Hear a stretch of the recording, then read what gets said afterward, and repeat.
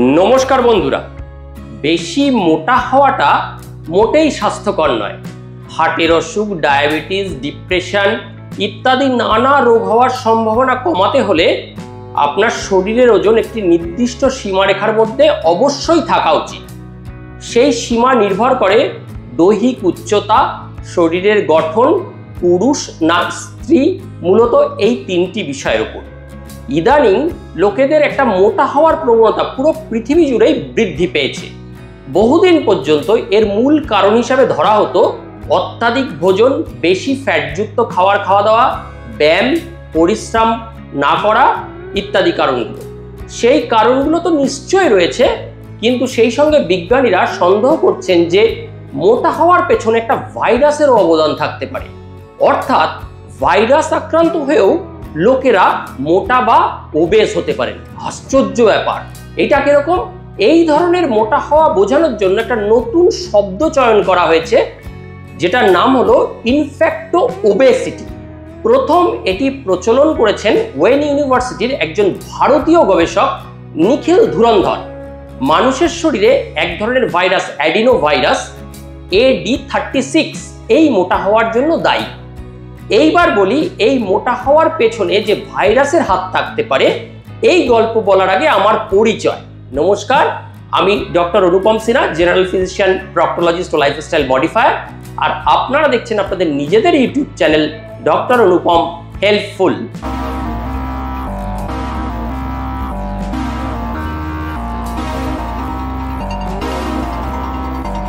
এবার বলি বন্ধুরা, অ্যাডিনো ভাইরাস। এই ভাইরাসের প্রায় 50 রকম স্টেইন বা বিকল্প রূপ আছে। এগুলোর জন্যই মূলত আমাদের সর্দি, কাশি, হাঁচি, চোখ লাল হয়ে যাওয়া, পেট খারাপ ইত্যাদি হয়।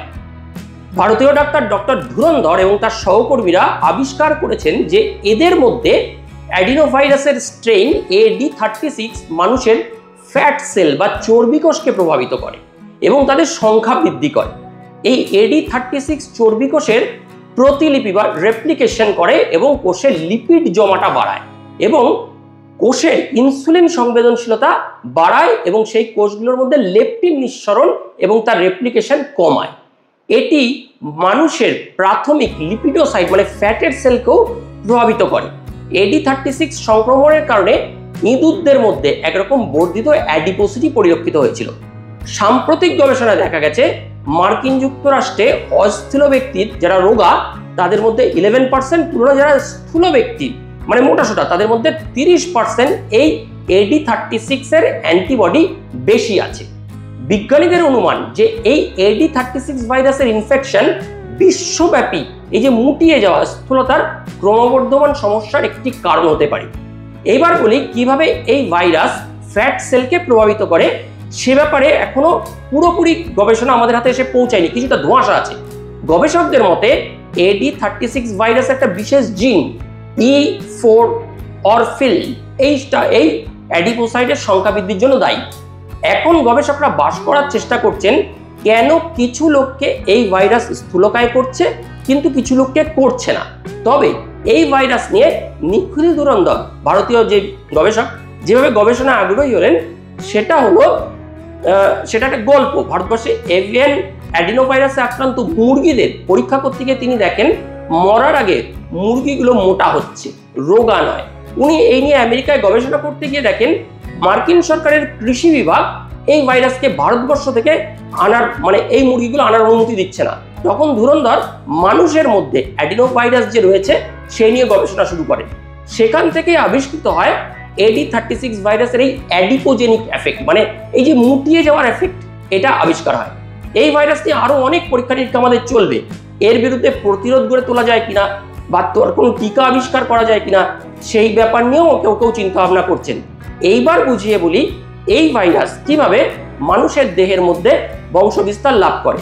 প্রথমেই বলি এক্ষেত্রে ভাইরাস একটি অবলিগেট ইন্ট্রাসেলুলার প্যাথোজেন, অর্থাৎ ভাইরাসের বেঁচে থাকার জন্য বা বংশবিস্তার করার জন্য অপর একটি পোষক কোষ বা হোস্টের যাবতীয় বিপাক জৈবিক ক্রিয়া অত্যাবশ্যক। তাই ভাইরাসের বংশবৃদ্ধির পদ্ধতিটি পোষক কোষের প্রকৃতি এবং ভাইরাসের প্রকৃতির উপর অনেক সঙ্গে নির্ভরশীল।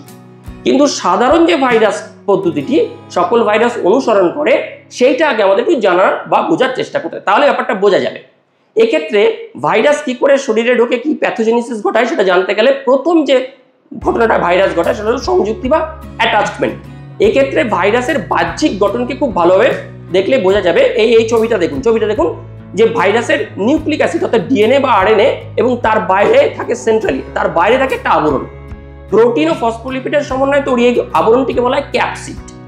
এই ছবিতে দেখুন, এই ভাইরাসের প্রথম কাজ হলো এই ক্যাপসিডের প্রোটিনের সাথে এইরকম এই ছবিটা দেখুন, পোষক কোষের প্রোটিনে ধরুন এরকম রিসেপ্টর, তার মধ্যে গিয়ে ভাইরাসের প্রোটিনটা অ্যাটাচড হয়, এটাকে বলে সংযুক্তিকরণ। এই ভাইরাল প্রোটিনকে যদি আপনি চাবি মনে করেন তাহলে রিসেপ্টরকে ভাবুন তালা, শুধু সঠিক তালাকে চিনে তার সাথে সঠিক চাবি ব্যবহার করে আটকে দিলেই প্রথম ধাপ সম্পূর্ণ। দ্বিতীয় ধাপ প্রবেশ বা পেনিট্রেশন, ভাইরাস এবার সেলে ঢুকছে। তালা এবং চাবি অর্থাৎ রিসেপ্টর এবং ভাইরাল প্রোটিনের সংযুক্তিকরণের পর ক্যাপসিডের গঠনে এমনভাবে পরিবর্তন, মানে ভাইরাল এনভেলাপ, ভাইরালের উপরের কভারটা এমনভাবে পরিবর্তন ঘটে যাতে ভাইরাসের আবরণের সাথে পোষক কোষের আবরণের মেলবন্ধন, ফিউশন হয়, এই জায়গাটায় ফিউশন হয় এবং ভাইরাসের মধ্যে যে নিউক্লিক অ্যাসিডটা থাকে সেটা পোষক কোষের মধ্যে ঢুকে যায়। এই পদ্ধতিটির আবার একটা সুন্দর নাম আছে, রিসেপ্টর মেডিয়েটেড এন্ডোসাইটোসিস। এই ঢুকে গেল ভাইরাল প্রোটিন পোষকের শরীরে। 3 নম্বর প্রসিডিওর হচ্ছে আনকোটিং। এর সঠিক বাংলা প্রতিশব্দ কি আমি জানি না, তবে ভাইরাসের জেনেটিক ম্যাটেরিয়াল পোষক কোষে তো গেল, কিন্তু বাইরে পড়ে রইল ভাইরাসের আবরণটা ক্যাপসিড। যেহেতু এই ক্যাপসিডের আর কোনো কাজ নেই, তাই এটা শরীরের বিভিন্ন এনজাইম বা পোষক কোষের এনজাইমের মাধ্যমে ক্ষয়প্রাপ্ত হয়ে যায়। 4 নম্বর হলো প্রতিলিপি বা রেপ্লিকেশন, প্রতিলিপিকরণ বা রেপ্লিকেশন। এই ধাপে ভাইরাস ওই যে তার আরএনএ বা ডিএনএ নিউক্লিক অ্যাসিডটা ঢুকিয়ে দিয়েছে পোষক কোষে, সে তার জন্য প্রয়োজনীয় সমগ্র উপকরণ ওই পোষক কোষ থেকেই সংগ্রহ করবে এবং ক্রমে প্রোটিন এবং সমগ্র ভাইরাল জিনোমটির উৎপত্তি ঘটবে। 5 নম্বর হচ্ছে ম্যাচুরেশন এবং অ্যাসেম্বলি। ভাইরাসের প্রয়োজনীয় সমস্ত প্রোটিন সংশ্লিষ্ট হওয়ার পর এই পর্যায়ে এসে এইরকম ভাবে মডিফাইড হয়ে এই ছবিটা দেখুন নতুন ভাইরাল জিনোমের প্যাকেজিং সৃষ্টি হয়, ফলে একটু সম্পূর্ণ নতুন ভাইরাসের সৃষ্টি হয় যাকে বলে ভিরিয়ন। ফ্যাক্টরিতে নতুন কিছু উৎপাদন হওয়ার পর যেভাবে প্যাকেজিং হয় তা বাজারে আমাদের কাছে আসে অনেকটা সেই রকম মনে করতে পারেন। 6 নম্বর মুক্তি বা রিলিজ। চূড়ান্ত পর্যায়ে এসে ভিরিয়নটি পোষকের কোষ থেকে বেরিয়ে আবার নতুন একটা কোষকে খুঁজে বেড়ায় আক্রমণের জন্য। এই পদ্ধতিটিতে দুভাবে হতে পারে, একটা লাইসিস অথবা বার্ডিং। এবার বলি লাইসিস পদ্ধতিতে কি হয়। লাইসিস পদ্ধতিতে পোষক কোষের মৃত্যু ঘটে যায়, কিন্তু বার্ডিং পদ্ধতির ফলে পোষক কোষটি সাধারণত জীবিত থাকে। এক্ষেত্রে ভাইরাস এই ছবিগুলো দেখুন, ছবিটা দেখলে বুঝতে পারবেন। এক্ষেত্রে ভাইরাসটিকে বলা হয় সাইটোলাইটিক এবং দ্বিতীয় ক্ষেত্রে ভাইরাসটিকে বলা হয় সাইটোপ্যাথিক।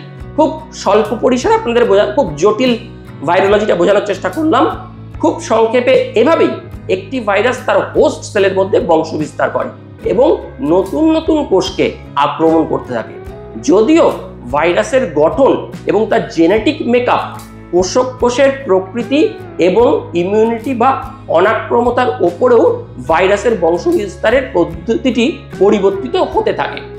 আমাদের এই আলোচনায় AD36 এই ভাইরাসটিও আমাদের ফ্যাট সেলকে এই রকম ভাবে প্রভাবিত করে এবং গবেষকদের ধারণা AD36 এই ভাইরাসটার একটা বিশেষ জিন E4 অরফেল এই সংখ্যাটি বৃদ্ধির জন্য দায়ী। আশা করি ছবিটি দেখে এবং সংক্ষিপ্ত পরিসরে আপনাদের একটা ধারণা দিতে পেরেছি। তাহলে এর পেছনে যে ভাইরাসও দায়ী থাকতে পারে এটা সম্পূর্ণ একটা নতুন কনসেপ্ট। নমস্কার, এই রকম নতুন নতুন অনেক ইনফরমেটিভ ভিডিও পেতে আমাদের চ্যানেলটিকে আপনারা লাইক, সাবস্ক্রাইব ও শেয়ার করতে পারেন। আপনারা আমাদের সাথে থাকুন, আরও অনেক নতুন ইনফরমেটিভ ভিডিও দিয়ে আমরা আপনাদের সমৃদ্ধ করার চেষ্টা করব। সবাই ভালো থাকবেন, সুস্থ থাকবেন। শীঘ্রই একটি নতুন ভিডিওতে আমাদের আবার দেখা। ততক্ষণের জন্য বিদায়।